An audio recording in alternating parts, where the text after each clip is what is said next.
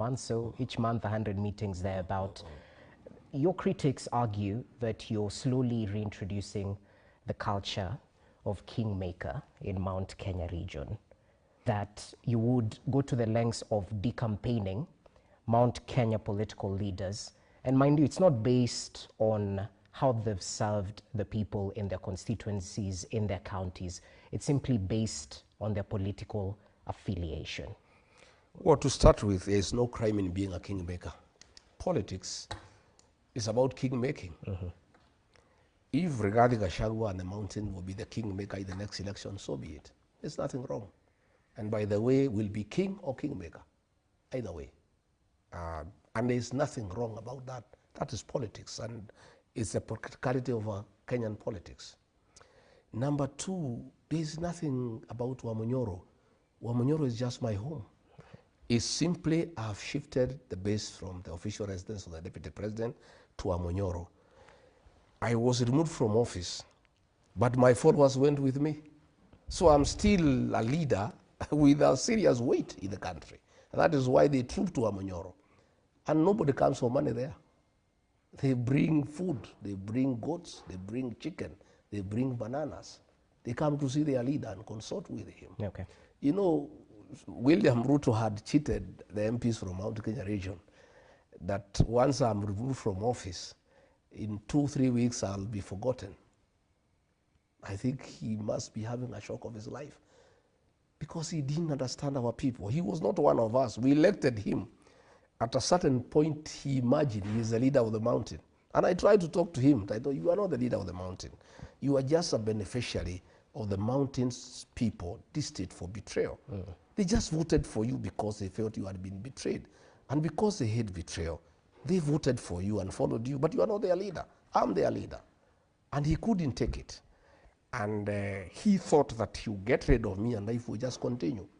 But the entire mountain left with me and followed me to Wamunyoro.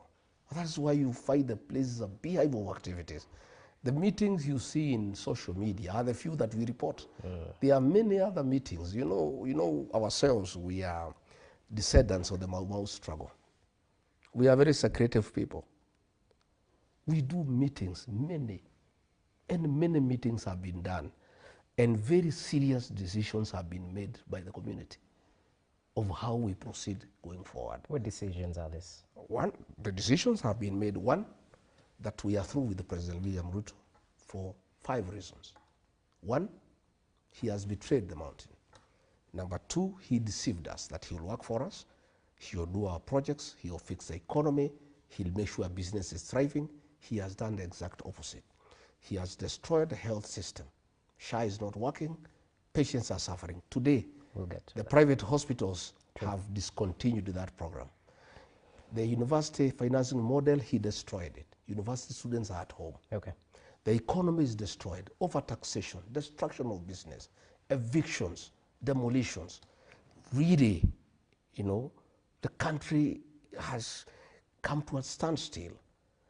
Again, one or another reason is that when the mountain started moving out from President William Ruto, he activated a criminal gang that was very notorious in the Mount Kenya region in circumcising women, beheading children, raping young girls. He activated that group in the mountain to cause problems, and the people are very bitter with that. Again, another issue that people are very bitter is the introduction of alcoholic illicit brews in the region that I, as deputy president, had successfully dealt with. And because of those reasons, and the most recent one that has really, you know, annoyed the people of that region is his deliberate scheme to mobilize other communities against the mountain. You remember when he was in Mount Elgon, one of the MPs, one of his people, Wanyama, he told him to say that all other communities will gang up against the mountain people and isolate them. And since he spoke last, yet he claims every day that he's uniting the country. He never admonished him. You know, again, he has been using abusive language against the people of Kenya. That has really annoyed the people, calling people stupid, you know, saying they are possessed by demons, you know, and you know, lacking respect for the people. And the people who made him president, the mountain people, because their vote was very decisive. It was 43%. He has turned against them, so they are through with them. So what they have told me in those consultations is that we must be in the next government through two methods. One, to consolidate our votes to 8 million votes and look for other friends and have a presidential candidate from the mountain. If we find the numbers are okay, we proceed. If we find the numbers are not okay, because this politics is a game of mathematics, we are not selfish. We are willing to work with other people, you know. And Raila Odinga has been mentioned as a possible person we can work with. Kalonzo Musyoka has been mentioned. Eugene Wamalwa has been mentioned. Natebe has been mentioned. Even Matiang'i has been mentioned. And we are looking at all those options. And they have mandated me as their leader to continue engaging with everybody and come up with a formula, you know, where the mountain people will be in government through their political party. This time, you know, President William Ruto deceived me, and I joined him with my people without a political vehicle, and he shortchanged us, mistreated us, and he continues to do so. So we are going to have a political party with the mountain people and other Kenyans to engage everybody else. All right. And in fact, I was looking at it the other day with a few strategists from the region. And if we agree to support Kalonzo Musyoka, if we don't think we have the numbers, our first priority is that we are going to have a presidential candidate from the mountain. And we'll appeal to other Kenyans to support us. If we find it's not feasible, we'll support others. Kalonzo is an option. We looked at his numbers, our numbers and other numbers, and it's doable. Raila's is even more exciting, yeah, because Raila already has 6.8 million. We only beat him by 200,000 votes. If we agree to support him, we could. I told you it's a possibility. With the 6.8 plus our 6, I've looked at his voting pattern. He normally votes between 10 and 11 a.m.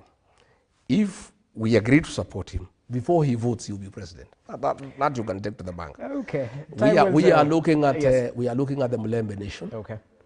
Their numbers are huge. A presidential candidate from the Mulembe Nation, supported by the Mulembe Nation when they are united. And I told them, I addressed them through the FM station. I said, Mulembe Nation, please unite. If the Mulembe Nation united and they have a candidate and we from the mountain supported them, they'll be president by 12 o'clock. The same with Matiang'i. So those are the discussions. And I want to confirm to the people of Kenya that we, the mountain people, are not selfish. We are very selfless. We will do anything for this country. If we feel that we need to support somebody else so that this country can be saved from the recklessness that is there, we will do it. We are on record that we have supported another candidate from another area, William Ruto, in a very difficult election, and he became president. So can you support William Ruto again? Is that no, William Ruto, we cannot support him. We are done with him.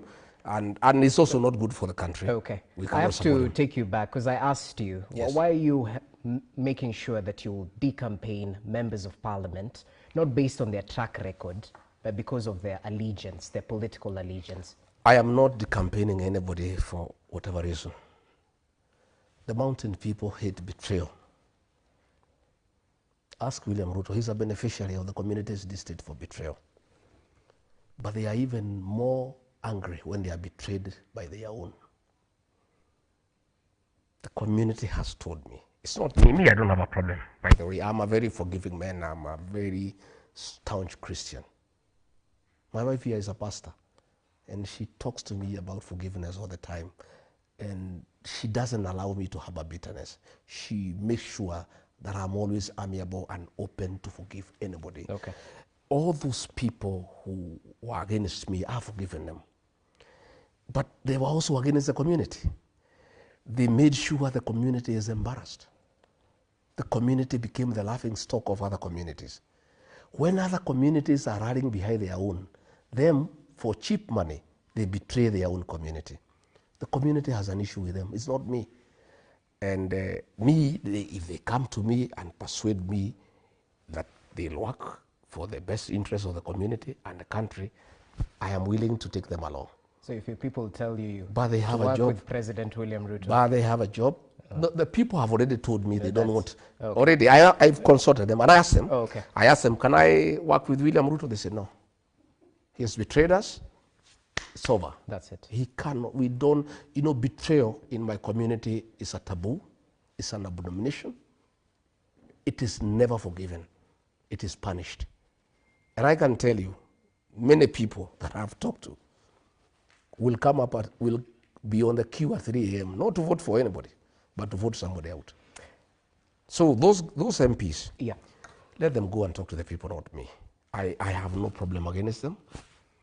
Let them go and convince the people who elected them that they'll work for their best interest, that they will not put their stomachs first, that they will not be used by William Ruto against the community. Because what is annoying the community is when the president has put people together in a meeting to abuse the community and call them tribalists and call them stupid and call them primitive.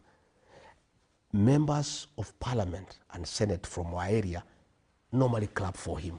Our people are very bitter because of that one.